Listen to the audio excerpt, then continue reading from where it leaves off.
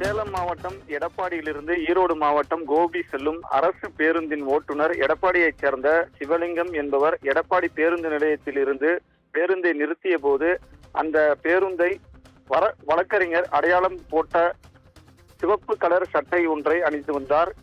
Car ஒன்று கடந்து சென்ற போது காரில் பேருந்து உரசியதாக கூறப்படுகிறது. இந்நிலையில் காரில் வந்த சென்னையில் இருந்து காவல்துறை உயர் அதிகாரியாக பணிபுரியும் சத்யன் என்பவரின் மகன் வழக்கறிஞர் படித்து வரும் நிலையில் ஜவஹர் என்ற இளைஞர் அரசு பேருந்து ஓட்டுநர் சிவலிங்கத்திடம் தகராறில் ஈடுபட்ட நிலையில் தலையில் ரத்தம் வரும் அளவிற்கு தாக்கியுள்ளனர்.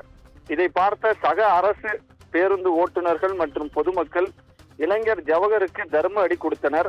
அதனிடையே சிசிடிவி காட்சிகள் தற்பொழுது வெளியாகி பரபரப்பாகியுள்ளது. அப்பொழுது பேருந்து நெரிசல் ஏற்பட்டதால் ஆம்புலன்ஸ் மற்றும் தீயணைப்பு துறை வாகனங்கள் அவசர வாகனங்கள் செல்ல முடியாமல் தவித்து வந்தனர். பின்னர் எடப்பாடி போலீசார் விரைந்து வந்து போக்குவரத்தை சீர்படுத்தினர். காயமடைந்த அரசு பேருந்து ஓட்டுநர் சிவலிங்கம் மற்றும் இளைஞர் ஜவஹர் ஆகிய இருவரையும் எடப்பாடி உள்ள அரசு மருத்துவமனையில் சிகிச்சைக்காக அனுப்பி வைத்தனர்.